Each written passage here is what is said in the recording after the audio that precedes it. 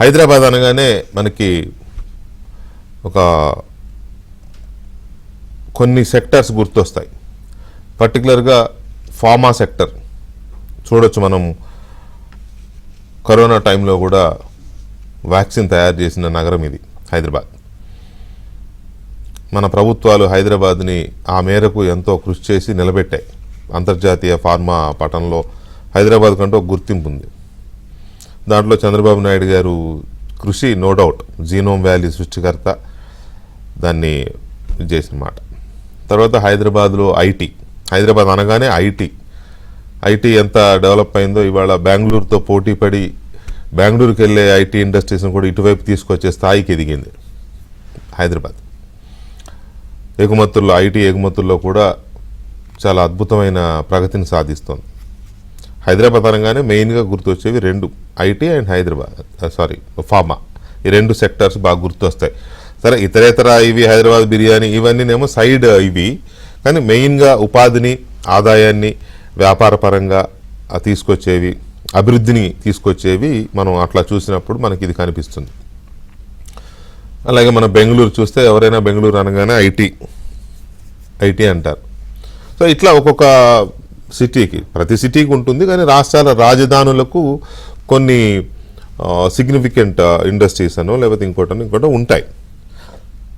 So ఇప్పుడు చంద్రబాబు నాయుడు గారు ఎంతో విజన్తో, ఎన్నో ఆలోచనలతో, ఎన్నో ప్లాన్స్తో అమరావతిని డిజైన్ చేశారు. దాన్ని వీరేం తొందరగా పూర్తి చేయాలి. ఎందుకంటే మధ్యలో జగన్మోహన్ రెడ్డి రావడం వల్ల 5 ఏళ్ళు అది కునారిల్లిపోయింది. కాబట్టి ఆ 5 ఏళ్ళు ఆగిపోయిన సమయాన్ని కూడా యాడ్ చేసుకుంటూ అది కవర్ అయ్యేలాగా వచ్చే 3 ఏళ్లలో అమరావతి గత 5 ఏళ్లలో నష్టపోయిన దాంతో పాటు ఈ 3 ఏళ్లలో కూడా జరగాల్సింది కలుపుతూ పూర్తి చేయాలనే ఒక కాన్సెప్ట్తో ముందుకెళ్తున్నారు. దానికి సంబంధించి నిధులు సమీకరిస్తున్నారు. ఆ మేరకు కొంత సక్సెస్ అవుతున్నారు కూడా, కేంద్రం వైపు నుంచి కానీ లేకపోతే ఇతరేతర ఆర్థిక వనరులు సమకూర్చుకోవడంలో కానీ ఆయనకున్న అనుభవంతో దాన్ని సాధించుకొస్తున్నారు. స్పీడ్గానే చేసే ప్రయత్నం జరుగుతోంది. ఇవాళ కలెక్టర్ల కాన్ఫరెన్స్ జరిగింది. కలెక్టర్ల కాన్ఫరెన్స్ కూడా దాన్నే స్ట్రెస్ చేసి మాట్లాడుకున్నారు. మొదటి విడత అంటే బేసిక్ నీడ్స్తో అమరావతికి ఒక షేప్ వచ్చి అక్కడ అన్నీ ప్రారంభం అవ్వాలి. అన్ని కార్యకలాపాలు, రాజధాని కార్యకలాపాలు, వ్యాపార కార్యకలాపాలు, ఇతరేతర అన్నీ జరగాలి అని అంటే 50,000 కోట్లు అయితే మనకి ఒక నగరం ఏర్పాటు అవుతుంది. ఆటోమేటిక్గా ఆ తర్వాత అది విస్తరిస్తుంది. ఇవన్నీ కామన్, ఏ నగరమైనా అంతే. అది జరగడానికి ఒక 50,000 crores అవుతాయి అనేది గవర్నమెంట్ వేసుకున్న ప్లాన్స్. నిజానికి జగన్మోహన్ హయాంలో వర్క్స్ జరగకపోవడం వల్ల కాస్ట్ పెరిగింది. దాని కన్స్ట్రక్షన్ కాస్ట్ కానీ ఇతరేతర కాస్ట్ అంతా కూడా ఎస్టిమేషన్ కాస్ట్ అన్ని పెరిగిపోయాయి. అదంతా బడ్డని పడినా సరే వెనక్కి తగ్గే లేదు అని చెప్తున్నారు. రైట్, అది కూడా బాగుంది. తర్వాత నిన్న చెప్పారు సిఆర్డీఏ మీటింగ్ జరిగింది నిన్న. దాంట్లో 15,000 కోట్లు, మొత్తం 20,000 కోట్ల రూపాయల వరకు పనులకు ఇప్పటికీ అనుమతులు జరిగిపోతున్నాయి. స్పీడ్గానే జరుగుతుంది. ఒక పక్క రైతులకు ఇవ్వాల్సిన డబ్బులు, కౌలు, లేకపోతే వాళ్ళకి ఇవ్వాల్సిన ప్లాట్లు, ఈ కార్యక్రమం ఒకవైపు జరుగుతుంది. ఇంకోవైపు శరవేగంగా అమరావతి నగర నిర్మాణం, ఇవన్నీ బాగున్నాయి, జరుగుతోంది. అయితే ఏంటి యుఎస్పి, ఏంటి అమరావతి యుఎస్పి ఏంటి? యూనిక్ సెల్లింగ్ పాయింట్ అంటాం కదా. యుఎస్పి అనే పదం ఎందుకు వాడాల్సి వస్తుంది అని అంటే, చంద్రబాబు నాయుడు గారు అమరావతిని కాన్సెప్ట్ని లేకపోతే అమరావతిని గుర్తించిన రాజధాని అని అన్న మొదటి రోజు నుంచి ఆయన చెప్తున్నది ఏంటి అంటే, ఇది సెల్ఫ్ సస్టైనింగ్ సిటీ అవుతుంది, ఇది ఒక సెల్ఫ్ సస్టైనింగ్ క్యాపిటల్ అవుతుంది. దీన్ని కాస్త ట్రాక్ మీదకి తీసుకొచ్చి వదిలేస్తే దాని వనరులు అదే సమకూర్చుకుంటూ రాష్ట్రాన్ని కూడా పోషించే స్థాయికి వస్తుంది. హైదరాబాద్ ఎలాగైతే ఇవాళ తెలంగాణ ఒక కీలకమైన ఆర్థిక వనరుగా ఉందో ఆ స్థాయిలో ఇది ఒక 4-5 ఏళ్లలోనే ఇది ఆ స్థాయికి వచ్చేస్తుంది, రెవెన్యూ తీసుకొచ్చే స్థాయికి అని. రెవెన్యూ తీసుకురావాలంటే డెఫినెట్గా ఏదో ఒక పర్టికులర్ సెక్టర్కి అది ఐకాన్ అయి ఉండాలి.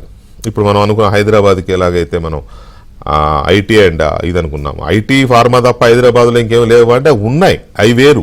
కానీ ఇప్పుడు ఐటీ సెక్టర్ మీద సైబరాబాద్ అనే పూర్తి స్థాయిలో సైబరాబాద్ ఫైనాన్షియల్ డిస్ట్రిక్ట్ ఇలాంటివన్నీ కూడా ఇవాళ 3rd సిటీ ఒకటి డెవలప్ అవుతుంది, 3rd, 4th లాగా వెళ్ళిపోతున్నారు.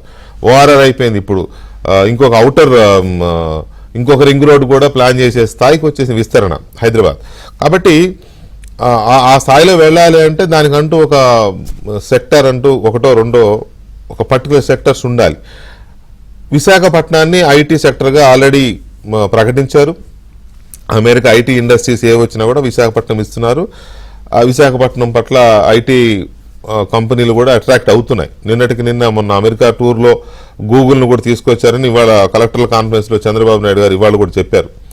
లోకేష్ అమెరికా పర్యటనలో గూగుల్ వాళ్ళతో మాట్లాడారు. వాళ్ళు 60,000 కోట్లు 70,000 కోట్ల సుమారుగా వాళ్ళు కూడా వచ్చారు, వైజాగ్లో అది పెట్టబోతున్నారు అని. ఇట్లా చాలా ఐటీ కంపెనీలు అటు వస్తున్నాయి. ఇండస్ట్రీస్ అంతా రాయలసీమ వైపు, అది శ్రీ సిటీ కావచ్చు, లేకపోతే కర్నూలు కావచ్చు, అనంతపూర్ కావచ్చు, ఇటువంటి వాటి వైపు ఇవన్నీ కూడా రాయలసీమ వైపు వెళ్తున్నారు.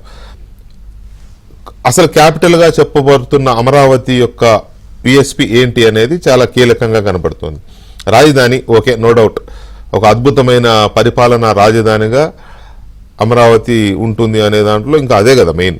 కాకపోతే రాజధానిగా కాకుండా ఇంకేమైనా ఇప్పుడు మనం అనుకున్న హైదరాబాద్, బెంగళూరు, చెన్నై ఇట్లాంటి ఇంకా ఇతరేతర యావిగేషన్స్, ఇతరేతర వ్యాపారాలు ఏం వృద్ధి చేయబోతున్నారు అనే దాని మీద ఒక కీలకమైన చర్చ అయితే ఉంది.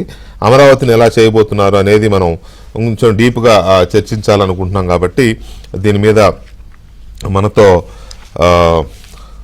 Centre for Liberty chairman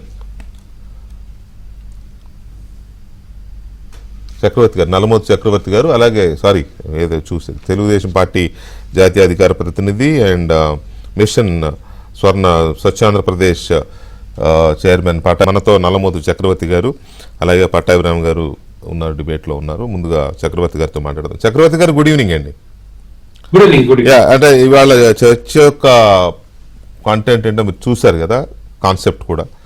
so అంటే అమరావతిని ఇనిషియల్గా రాజధాని అనుకున్నప్పుడు, ఆ తర్వాత దాని డిజైన్స్ తయారు చేసినప్పుడు, దానికంటూ ఒక కాన్సెప్ట్ తయారు చేసినప్పుడు, మళ్ళీ జగన్మోహన్ రెడ్డి హయాంలో ఆగిపోయి మళ్ళీ ఇప్పుడు రీలాంచింగ్, ఒక రకంగా ఇది రీలాంచింగ్, దానికి పునర్జన్మ లాంటిది కదా.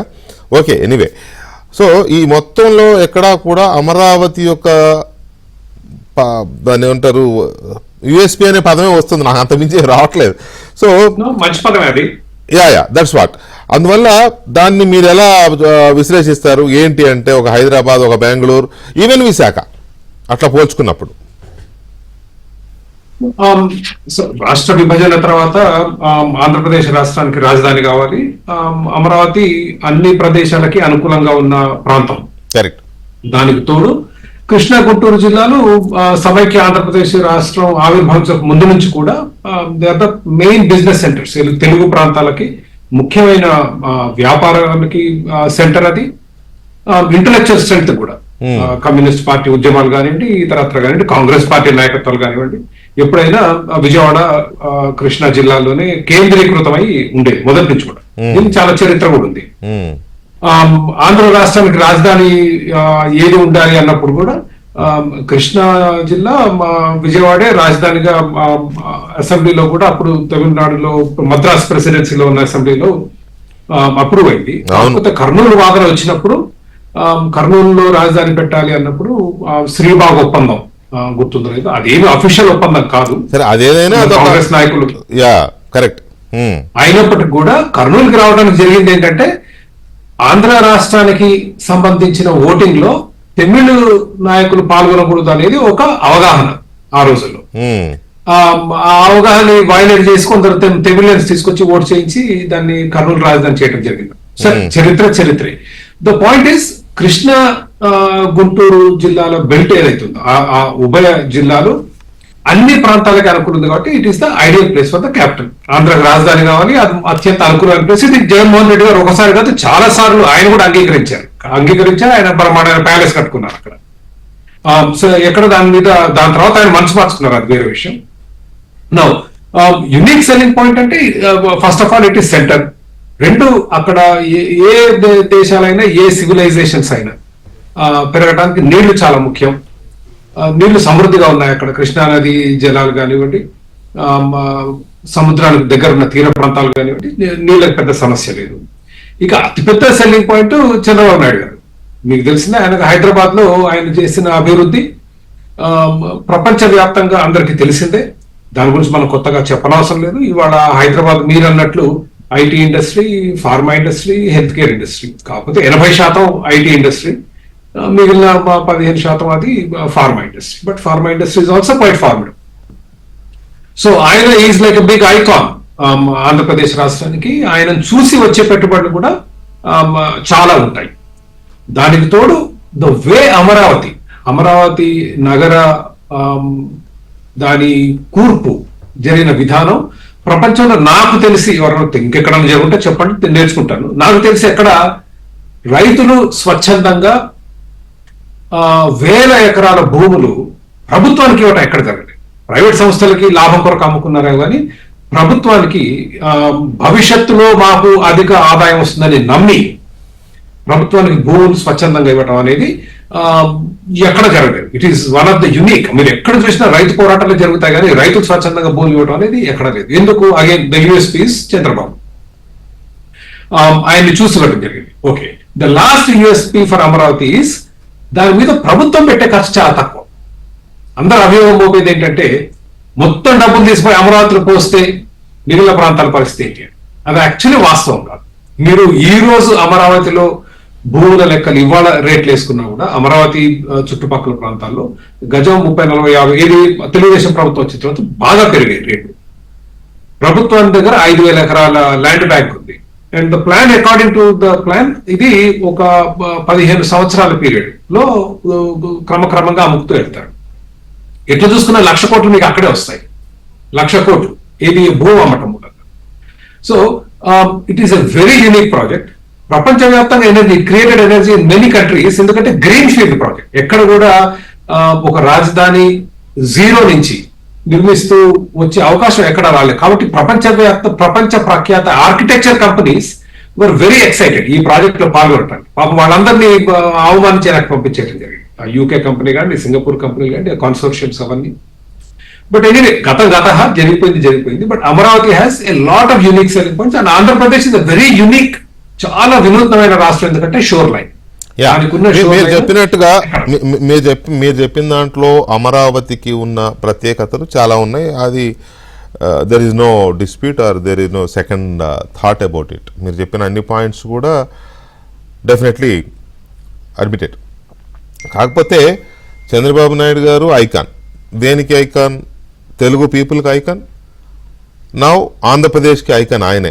ఎవరు ఇన్వెస్టర్స్ వచ్చినా ఏమైనా వచ్చినా కూడా he's the man who is there అనేది చూసుకుని వస్తారు. ఈజ్ అ లీడర్ దేర్ అని కదా. అంతవరకు బాగుంది. మీరు అమరావతి గురించి రైతులు భూములు ఇచ్చింది ఇదంతా కూడా ఓకే, నో డౌట్. యా, నేనేమంటానంటే అండ్ పటాభి గారు, గుడ్ ఈవినింగ్ అండి పటాభి గారు. నేనేమంటానంటే మీరు జాయిన్ అయ్యే ముందు నేను చెప్పాను నా ఇంట్రడక్షన్ దీంట్లో, హైదరాబాద్ ఉన్న ఇవేంటి, బెంగళూరు ఏంటి, ఈవెన్ విశాఖ ఏంటి అని. అమరావతి రైతులు భూమి ఇచ్చారు, పెద్ద నగరాన్ని నిర్మిస్తున్నారు. కానీ అక్కడికి పెట్టుబడిదారులు వీళ్ళు రావడానికి గల మీ డిజైన్లో ఎక్కడా కూడా అమరావతి ఏంటి అనేది ఒక స్పెసిఫిక్గా నోట్ చేసినట్టయితే గమనించలేదు. ఎక్కడ అది ఎక్స్పోజ్ అయినట్టయితే అనిపించలా. పట్టాభి గారు దీనికి ఏమైనా చెప్తారా? ఒక నగరం కడుతున్నారు, డెఫినెట్గా నీరుంది. ఆయన చెప్పినట్టుగా చక్రవర్తి గారు చెప్పిన నీరుంది, బ్రహ్మాండమైన centre, transport, everything is there. Okay, what about investments? ఎందుకంటే మీరు సెల్ఫ్ సస్టైనింగ్ సిటీగా దాన్ని మొదటి నుంచి బ్రాండ్ వేస్తున్నారు. సెల్ఫ్ సస్టైనింగ్ అంటే దానికి కొన్ని ఇన్వెస్ట్మెంట్స్ రావాలి అక్కడికి. మీరు ఐటీని వైజాగ్ పెట్టారు, గుడ్. ఇండస్ట్రీస్ని ఎక్కువగా రాయలసీమ పెడుతున్నారు, గుడ్. అగ్రికల్చర్ వేరే జిల్లాల్లో ఉంటుంది, good. What about Amaravati? VK గారు, మీకు ప్యానెల్లో ఉన్నటువంటి మిత్రులు చక్రవర్తి గారికి, ఏబిఎన్ ప్రేక్షకులందరికీ కూడా హృదయపూర్వక నమస్కారం, శుభ సాయంత్రం. మీ ఇంట్రడక్షన్ నేను పూర్తిగా విన్నాను. అదేవిధంగా చక్రవర్తి గారు మాట్లాడినటువంటి మాటలు కూడా వినటం జరిగింది. ఇక్కడ ఒక విషయం మనందరం కూడా గమనించాల్సింది ఏంటంటే వికే గారు, అంటే మీ స్థూలమైనటువంటి ప్రశ్న ఏంటంటే, మీరు చెప్పినట్టు వైజాగ్ ఐటీ ఫార్మ్ వెళ్తుంది, రాయలసీమ ఇండస్ట్రీస్ వెళ్తా ఉన్నాయి రకరకాలుగా. మరి క్యాపిటల్ రీజన్కి ఏంటి, what is the driving point? Correct. Are the USP unique selling proposition ఏంటి అనేది that is your basic question. So ఇక్కడ మన అందరం గుర్తుపెట్టుకోవాల్సింది ఏంటంటే వికే గారు, Amaravati is a city which is having 9 cities with in 9 sub సిటీస్తో కూడుకున్నటువంటి ఒక మెగా సిటీ అమరావతి. సో దాన్ని మనందరం కూడా గుర్తుపెట్టుకోవాలి. సో ఆ 9 సబ్ సిటీస్ ఏంటి అని ఒకసారి మనం చూసినప్పుడు, అమరావతిలో 9 ఉపనగరాలుగా ఏమున్నాయి, వేటికి స్థలాలు భూములు కేటాయించారంటే, ఒకటి నాలెడ్జ్ సిటీ, దాదాపుగా 8,547 ఎకరాలు నాలెడ్జ్ సిటీ కేటాయించారు. దానిలో రకరకాలైనటువంటి వరల్డ్ క్లాస్ ఎడ్యుకేషనల్ ఇన్స్టిట్యూషన్స్ అన్నీ కూడా అక్కడ ఏర్పాటు కాబోతా ఉన్నాయి. ఇప్పటికే మనం చూసాం SRM, VIT ఇట్లాంటివన్నీ కూడా సెటప్ చేసి అవన్నీ ఫంక్షనింగ్ కూడా స్టార్ట్ చేశాయి. అదేవిధంగా రెండోది హెల్త్ సిటీ, 6,511 ఎకరాలు హెల్త్ సిటీ. ఇవాళ వరల్డ్ క్లాస్ హెల్త్ ఇన్ఫ్రాస్ట్రక్చరు ఇవాళ అమరావతి నగరానికి రాబోతుంది. వరల్డ్ క్లాస్ రెప్యూటెడ్ హాస్పిటల్స్ కానివ్వండి, హెల్త్ కేర్ ఇన్స్టిట్యూట్స్ అన్ని కూడా అక్కడికి రాబోతా ఉన్నాయి. ఇవాళ లాట్ ఆఫ్ కంట్రీస్ అంటే హెల్త్ టూరిజం అనేది కూడా ఇవాళ చాలా ఒక ప్రధానమైనటువంటి ఆదాయ వనరుగా మారిపోయింది. ఇవాళ సౌత్ ఈస్ట్ ఏషియా నుంచి కానీ ఆఫ్రికన్ కంట్రీస్ నుంచి పెద్ద ఎత్తున భారతదేశానికి వస్తూ ఉన్నారు. ఎందుకంటే ఇక్కడ హెల్త్కి వైద్యానికి అయ్యేటువంటి ఖర్చు తక్కువ మిగతా దేశాలతో పోల్చుకుంటే. సో అది గుర్తించి చంద్రబాబు నాయుడు గారు ఒక హెల్త్ సిటీ, దానికి 6,500 ఎకరాలు. అదేవిధంగా ఫైనాన్స్ సిటీ, దానికి 5,168 ఎకరాలు కేటాయించడం జరిగింది. అంటే ఒక ఫైనాన్షియల్ హబ్గా పెద్ద పెద్ద ఫైనాన్షియల్ ఇన్స్టిట్యూషన్స్ అని ఇవాళ మనం హైదరాబాద్లో చూస్తున్నాం ఫైనాన్షియల్ డిస్ట్రిక్ట్. ఆ విధంగానే అమరావతిలో కూడా ఒక ఫైనాన్స్ సిటీ ఏర్పాటు కాబోతోంది దాదాపు 5,000 ఎకరాల్లో. అదేవిధంగా మనం చూసినట్లయితే స్పోర్ట్స్ సిటీ 4,150 ఎకరాలతో స్పోర్ట్స్ సిటీ ఏర్పాటు కాబోతోంది. అంటే with all world class sports infrastructure. 2027లో జాతీయ క్రీడలను కూడా మన రాష్ట్రంలో నిర్వహించాలని చంద్రబాబు నాయుడు గారి ఆకాంక్ష. భవిష్యత్తులో చెప్పలేం, ఇప్పుడు ఐ థింక్ 2037కి ఎప్పుడో India is bidding for Olympics. మరి when India is bidding for Olympics you need world class sports infrastructure. కాబట్టి అమరావతిలో వరల్డ్ క్లాస్ స్పోర్ట్స్ ఇన్ఫ్రాస్ట్రక్చర్ కోసం 4,150 ఎకరాలని కేటాయించడం జరిగింది. అదేవిధంగా జస్టిస్ సిటీ ఉంది, దానికి 3,438 ఎకరాలు. అదేవిధంగా మీడియా సిటీ, మీడియా కూడా దాదాపుగా ఒక 5,000 ఎకరాలు. అంటే రకరకాలైనటువంటి మీడియా హౌసెస్ కానివ్వండి, స్టూడియోస్ కానీ ఇటువంటి వాటానికి. టూరిజంకి 11,574 ఎకరాలు టూరిజం ఆస్పెక్ట్. ఇందాక చక్రవర్తి గారు చెప్పినట్టు we have a long river bank, అంటే రివర్ ఫ్రంట్ చాలా పెద్ద ఎత్తున ఉంది. అక్కడ టూరిజం పరంగా ఇన్ఫ్రాస్ట్రక్చర్ క్రియేట్ చేయడానికి 11,574 ఎకరాలు. అదేవిధంగా గవర్నమెంట్ సిటీ, అంటే కోర్ క్యాపిటల్ రీజన్ ఏదైతే సెక్రటేరియట్ బిల్డింగ్స్ ఇవన్నీ ఉన్నాయో దానికి గవర్నమెంట్ సిటీ. సో ఈ రకంగా government city, justice city, sports, media, finance, health, electronics, knowledge and tourism. So Amaravati is a city which has 9 cities with in. ఇవే రేపు these are going to be the cities which are going to drive the capital city of Amaravati. అమరావతిని ఒక growth engine గా మార్చబోతున్నది ఈ 9 ఉపనగరాలు. అదేవిధంగా జాతీయ స్థాయిలో ఉన్నటువంటి అనేక సంస్థలు, పెద్ద పెద్ద సంస్థలు అమరావతిలో భూములు ఇప్పటికే తీసుకున్నాయి. వాళ్ళ కార్యాలయాలు కూడా ప్రారంభించడానికి సిద్ధపడుతున్నాయి. అది RBI కానివ్వండి, CAG కానివ్వండి, NABARD కానివ్వండి, లేదంటే banks SBI, Canara bank, union bank, LIC, FCI ఇట్లా చెప్పుకుంటూ చాలా, national institute of design, department of post వీళ్ళందరూ ఆల్రెడీ భూములు తీసేసుకున్నారు. సో ఇవన్నీ ఒక్కొక్కటిగా ఎప్పుడైతే తమ కార్యకలాపాలు ప్రారంభిస్తాయో అమరావతి దానంతటికి అదే ఒక గ్రోత్ ఇంజిన్ గా తయారవుతుంది. మన మిగతా క్యాపిటల్స్ కంటే చాలా అద్భుతంగా ఇది రూపుదిద్దుకోవడం జరుగుతుంది. అదేవిధంగా అమరావతికి ఉన్నటువంటి ఇంకొక USP ఏంటంటే వికే గారు, ఇప్పటి వరకు భారతదేశంలో లేనటువంటి ఇన్ఫ్రాస్ట్రక్చర్, ఒక సిటీ ఇన్ఫ్రాస్ట్రక్చర్ ని మన అమరావతిలో చూడబోతున్నాం. అది రోడ్స్ పరంగా కానివ్వండి, ఈ స్టామ్ వాటర్ డ్రైన్స్ పరంగా కానివ్వండి, లేదంటే మనం డక్ట్స్ అంతా కూడా ఎలక్ట్రికల్ కేబుల్స్ అన్నిటికీ కూడా డెడికేటెడ్ డక్ట్స్ ఇవాళ ఏ సిటీలో ఉన్నాయండి? ఇవాళ మీరు ఏ రాష్ట్ర, బాంబేలో ఉందా, బెంగళూరులో ఉందా, చెన్నైలో ఉందా? డెడికేటెడ్ ఎలక్ట్రిక్ కేబుల్స్ కోసం డక్ట్స్ ఉందా? అదేవిధంగా కూలింగ్ కూడా ఇవాళ సెంట్రలైజ్డ్ డిస్ట్రిక్ట్ కూలింగ్ అనే కాన్సెప్ట్ ని కూడా అమరావతిలో చూడబోతున్నాం. ఎందుకంటే ఇప్పుడు సపోజ్ నేను ఇందాక చెప్పాను నాలెడ్జ్ సిటీ అని, అక్కడ ఒక వాటన్నిటికీ సెంట్రలైజ్డ్. గుర్తుండే ఉంటుంది, the other day Chandrababu Naidu గారు ఇన్సిస్ట్ చేసి చెప్పారు, మామూలుగా ఇప్పుడు సిటీలో అక్కడక్కడ గ్యాస్ ఇస్తున్నారు, ప్రతి ఇంటికి, ప్రతి ఫ్లాట్కి, ప్రతి ఇంటికి, ప్రతి ఆఫీస్కి గ్యాస్ ఇస్తున్నారు, సెంట్రలైజ్డ్ గ్యాస్ సప్లై. ఇక్కడ సెంట్రలైజ్డ్ ఏసీ సప్లై, ఏసీ కూడా ఈ డక్స్ ద్వారానే అండర్గ్రౌండ్ ఇస్తాము అని చెప్పి అన్నారు. ఆ రోజు మనం డిబేట్ కూడా చేసాం. నో డౌట్ ఇన్ఫ్రా పరంగా మోడర్న్ ఏది అందుబాటులో ఉందో అన్నిటినీ తీసుకొస్తారు, అందులో డౌట్ లేదు. ఎప్పుడు కూడా కొత్తగా నిర్మించే వాటికి, కొత్తగా తయారు చేసే వాటికి అది ఒక అడ్వాంటేజ్ అవుతుంది. ఎప్పుడు కొత్త టెక్నాలజీ అందుబాటులో ఉంటుంది కాబట్టి అది అడ్వాంటేజే, నో డౌట్. పైగా చంద్రబాబు నాయుడు గారు ఇక ఆయన పట్టపగ్గాలు ఉండవు, ఇటువంటివి ఉన్నప్పుడు ఏది లేటెస్ట్ అయితే అదే పట్టుకొస్తారు, అందులో వెనకాడరు. కానీ ఇక్కడ నేను అంటున్నది ఏంటంటే, ఒక విషయం అర్థమైంది, దాదాపుగా సిటీస్ అన్నీ కూడా ఏదో ఒక ఇండస్ట్రీనో ప్రొడక్టివ్ పరంగానో లేకపోతే ఇంకొక రకంగానో ఉంటాయి. ఇప్పుడు మనం అనుకున్న ఈ నవనగరాలు 9 సిటీస్ ఏమున్నాయో, అది knowledge, health, finance, sports, electronic, media, tourism, of course capital region, ఇది క్యాపిటల్ ఇంకా అడ్మినిస్ట్రేషన్ లెవెల్, ఇవన్నీ కూడా సర్వీస్ సెక్టర్. ఇవన్నీ కూడా whether it is knowledge, health కావచ్చు, ఎడ్యుకేషన్ కావచ్చు, అండ్ ఫైనాన్స్ కావచ్చు, ఇవన్నీ కూడా సర్వీస్. కాబట్టి అమరావతి అనేది సర్వీస్ హబ్గా మారే అవకాశం ఉందనేది మీరు చెప్పిన దాన్ని బట్టి కొంత అర్థమైంది. మిగతా అన్నీ ఉంటాయి, అలైడ్ సెక్టర్స్ వస్తాయిలేండి, రావని కాదు. కాకపోతే ఈ ఎంప్లాయ్మెంట్ జనరేషన్ అనేది ఎలా జరుగుతుంది అనేది ఒక పాయింట్ సెకండరీ అయితే, ప్రైమరీ పాయింట్ నేను ఎందుకు ఇవాళ ఈ డిబేట్ తీసుకున్న ఉద్దేశం ఏంటంటే, చంద్రబాబు నాయుడు గారు ఇవాళ కూడా కలెక్టర్ కాన్ఫరెన్స్లో ఒక మాట అన్నారు. మొదటగా 50,000 కోట్లు అన్నారు, అందులో ఇప్పుడు 15,000 కోట్లు ఏదో వచ్చింది, ఇంకొక 8,000 కోట్లు ఏదో వస్తుంది. స్పీడ్గానే ఈ 2-3 ఏళ్లలోనే బేసిక్ అని చేయాలి.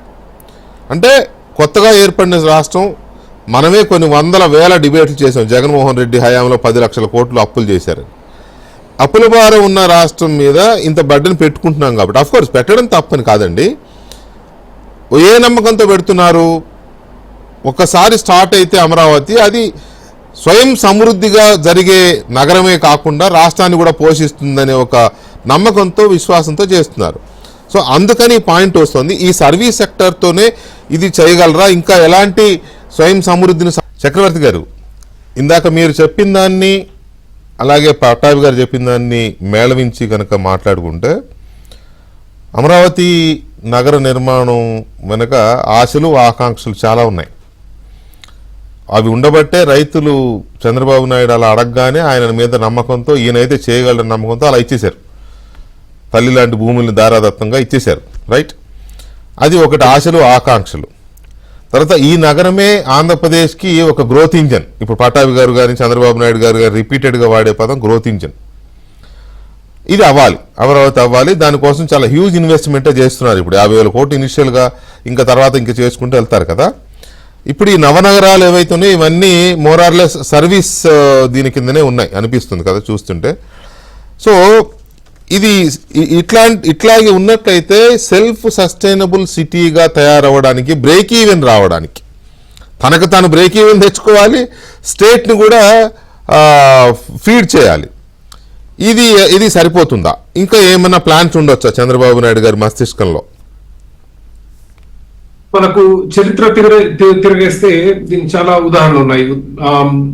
1860s లో వెంకటేష్ గారు, బాంబే అంత పెద్ద నగరం కాదు. కరెక్ట్.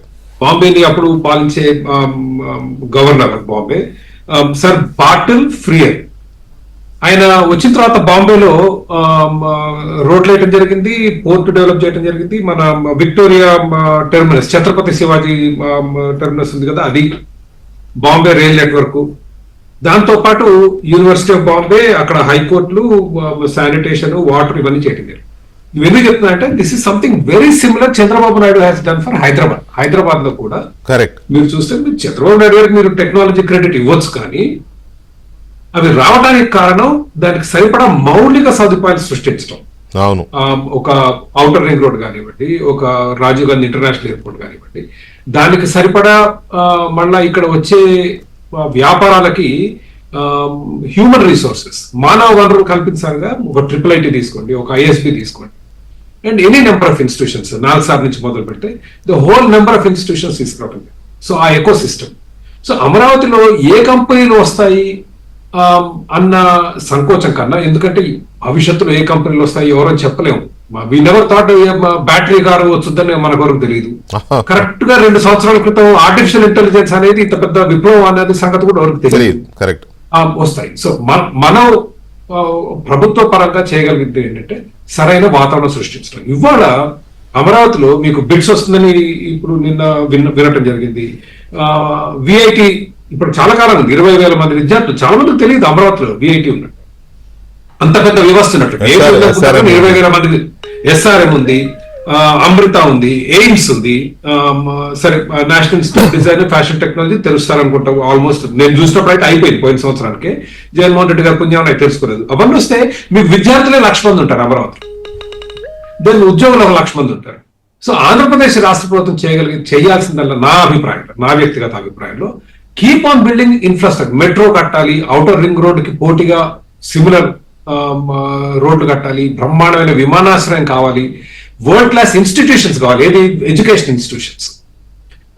ఇవన్నీ చేస్తే మీకు పెట్టుబడులు ఆటోమేటిక్ గా వస్తాయి. బికాస్ వ్యాపారం కూడా సరైన వాతావరణం కొరకు చూస్తున్నాయి. ఐటీ అండి, మన Bengaluru was the centre for IT భారతదేశంలో. ఐటీ అంటే ఎక్కడ? బెంగళూరు. ఇవాళ ఎక్కడ ఉంది ఐటీ? బెంగళూరులో ఉంది, హైదరాబాద్ లో ఉంది, గుర్గావ్ లో ఉంది, నోయిడాలో ఉంది, ఇన్ని ప్లేసెస్కి వెళ్ళింది. రేపు ఇప్పుడు విశాఖపట్నంలోకి వస్తుంది, రేపు అమరావతి కూడా రావచ్చు మనం సరైన వాతావరణం సృష్టిస్తే. సో నా అభిప్రాయంలో వీ షుడ్ నాట్ వరీ ఏమొచ్చింది అంటే భవిష్యత్తులో ఏమొస్తుందో మనం తెలుసుకోవడం కష్టం.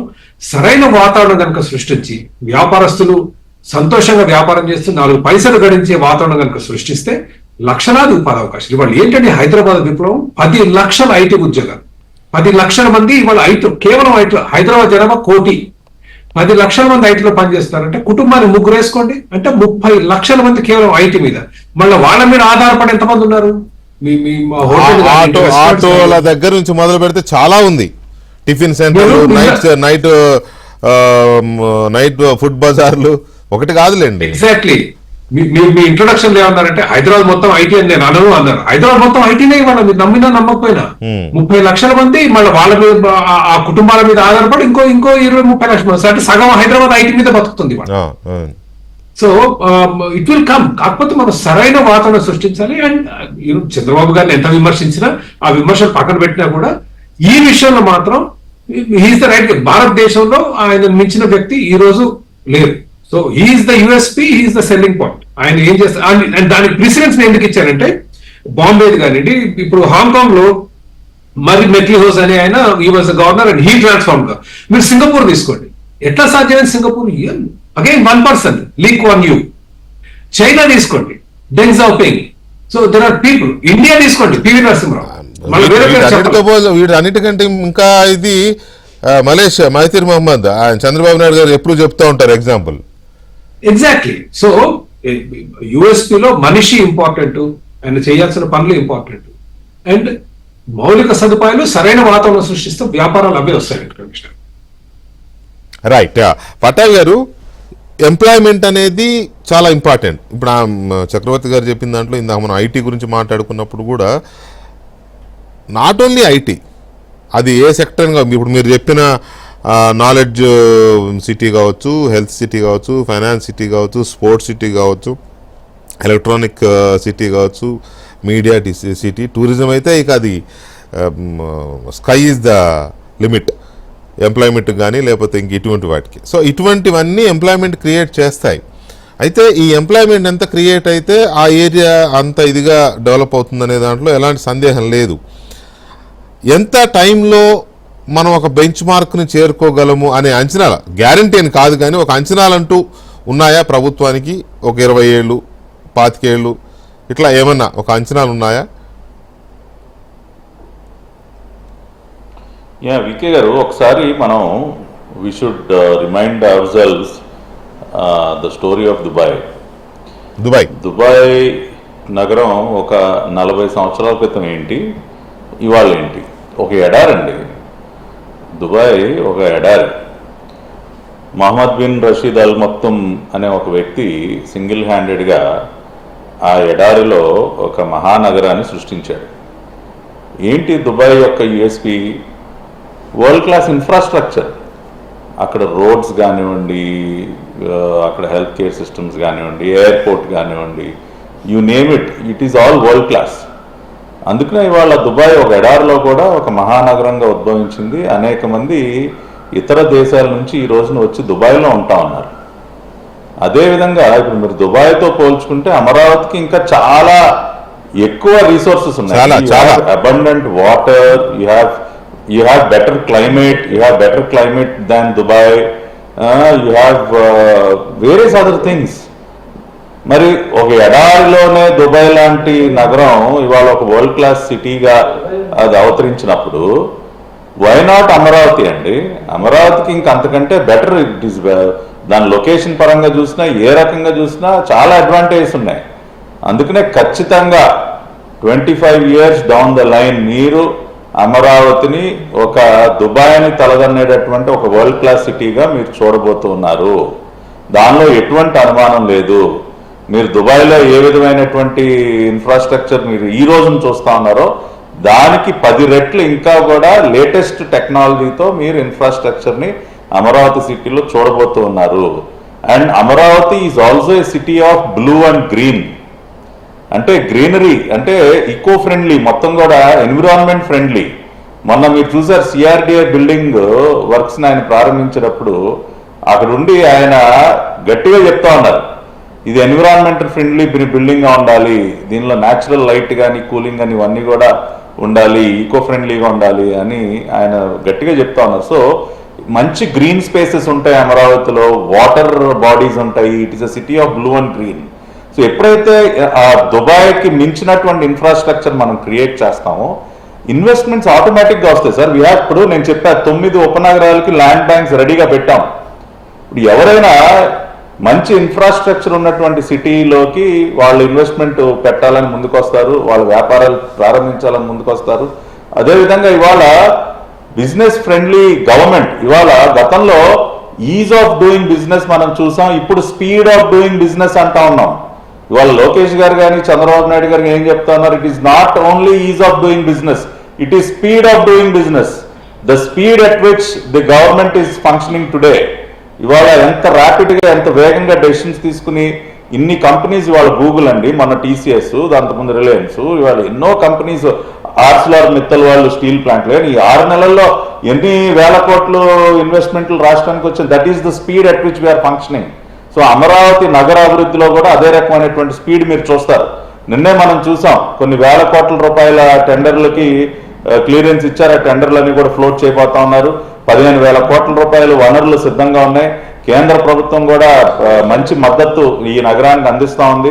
కాబట్టి అన్ని విధాలుగా అభివృద్ధి వేగంగా జరుగుతుంది. అదేవిధంగా ఇక్కడ ఇంకోటి కూడా చెప్పాలండి, ఓఆర్ఆర్ ఔటర్ రింగ్ రోడ్, అద్భుతమైనటువంటి ఔటర్ రింగ్ రోడ్. ఒక ఔటర్ రింగ్ రోడే కాకుండా ఒక ఇన్నర్ రింగ్ రోడ్. ఈ ఔటర్ రింగ్ రోడ్ ఎప్పుడైతే ఏర్పాటు పూర్తవుతుందో మీరు ఒక మెగా మెట్రోపాలిస్ ని చూస్తారు వికే గారు. It is not just Amaravati.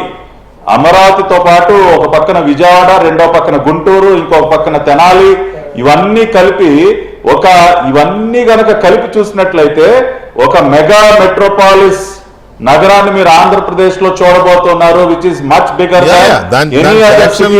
India. Agreed. దాని సెలక్షన్ లోనే అమరావతి సెలక్షన్ కానీ, కోర్ క్యాపిటల్ ని సీడ్ క్యాపిటల్ డిజైన్ అక్కడ లొకేట్ చేయడంలో కానీ దాని సెలక్షన్ లోనే ఇదంతా ఉంది, నో డౌట్. అయితే నేను అనేది ఏంటంటే అవే డిజైన్స్ ఫస్ట్ ఏవైతే ఇప్పుడు మీరు పక్క స్క్రీన్లో చూడొచ్చు, అప్పుడు ఇచ్చిన గ్రాఫిక్ ఇది నడుస్తుంది కదా, అప్పుడు అదే బేసిస్లో కన్స్ట్రక్షన్ కూడా స్టార్ట్ చేశారు. సరే అన్ఫార్చునేట్లీ అది ఆగిపోయింది due to Jaganmohan Reddy this thing. ఇప్పుడు మళ్ళీ స్టార్ట్ చేశారు కదా, అవే గ్రాఫిక్స్, అవే కన్స్ట్రక్షన్స్, అవే ఐకానిక్ బిల్డింగ్స్, అవే సంథింగ్ డిజైన్స్తో అదే చేస్తున్నారా, లేకపోతే ఏమైనా చేంజెస్ చేస్తున్నారా? లేదండి, సేమ్ డిజైన్స్ మళ్ళీ నార్మన్ ఫాస్టర్ టీంతో మళ్ళీ సంప్రదింపులు మళ్ళీ ప్రారంభించారు. గతంలో ఇవన్నీ కూడా నార్మన్ ఫాస్టర్ డిజైన్స్, ఇవన్నీ ఈ ఐకానిక్ బిల్డింగ్ డిజైన్స్ అన్ని. So again Norman faster is a world reputed renowned architect and designer. So the same team is coming back again and same buildings, iconic buildings. ఇవాళ మీరు ఒక high court చూసినా, ఒక assembly చూసినా, ఆ సెక్రటేరియట్ టవర్స్ చూసినా, ఆ రోజున ఆ డిజైన్ సెలక్షన్ కూడా ప్రజల ముందు ఉంచారు.